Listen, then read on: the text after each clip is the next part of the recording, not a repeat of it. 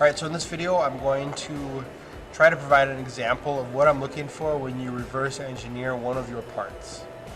Alright, I'm going to do so with a Mega Blok. I've got Inventor opened up. I'm going to do part, inches, hit create. I'm going to do a new sketch.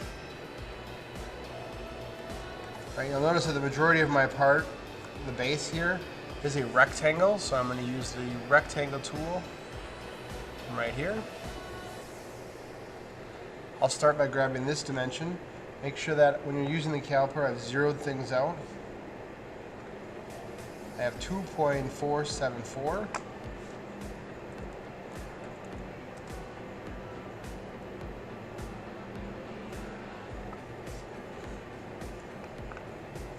By 1.75. 1.475. Alright, so that is the base here of my Mega Blok. Now I'm ready to extrude it, so I'm looking at my depth here. I'm going to do finish sketch, extrude. I use my caliper to measure my depth, 1.232. Alright, on top of that, you can see that I do have two circles here. So I'm going to do a circle up in this area, again measuring with my caliper, 1.05. And I have another one down here, 1.05. Right, what I'm going to do to align these, right, so that they're equal on both sides, is use my line tool and put a line right at my center, from center to center. Right, now I know that's directly in the center of my part. I'm going to place a dimension here. It's likely going to give me an error, because it'll say it's over dimension or a dimension I don't need. But I'm going to leave that there. I'm going to put another dimension here. Again, giving me that error, but don't worry about it. I'm going to use that to help guide us to the center of my box here. So I'm going to dimension from my left side to my center. And what I can actually do is click on that original part and then just type in divided by 2. And that gives us our halfway point. Same thing going the other way. So from here to here should be this number divided by 2. All right, now it's directly in that square. Same thing on the bottom. All right, I'm going to go from here to here. And I should know it should be the exact same number as this, so I can just simply click on that number. Same thing going the other direction. So from here to here should be the same as this one. So I can click on that.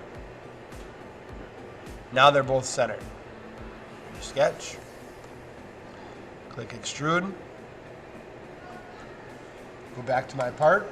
I need to identify the depth or the height here of my part. I'm going to use my depth gauge to identify that depth. 0.779. Alright, that looks pretty good, except for when I look at my part, I can identify a chamfer here. Chamfer, so I'm going to grab and chamfer these two edges. I'm not overly concerned about the measurement of it. From what I see on my screen, that 0.125 does look pretty good. Right? And then if I look at my part, I can see that all of these corners here are rounded over. So I'm going to use the fillet tool and begin filleting these corners.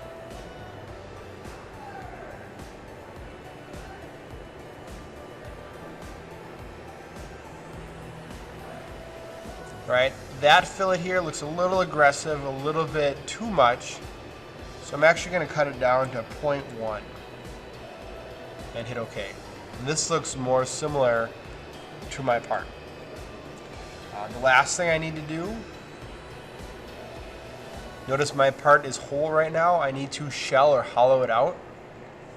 So if I take my caliper and I measure the thickness here, I get 0.05.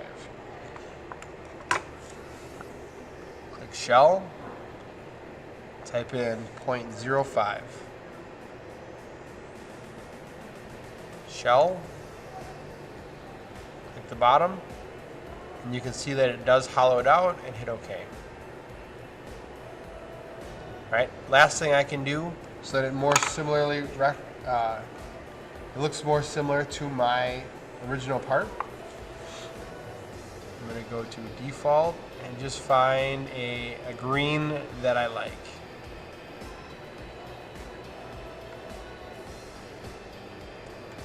Alright, and go ahead and save this. File, save as. Again, you're going to have one that says your S number. Be sure you're saving your parts into there. Once you've got all your parts put together or all your parts created, then you can begin your assembly file. Good luck.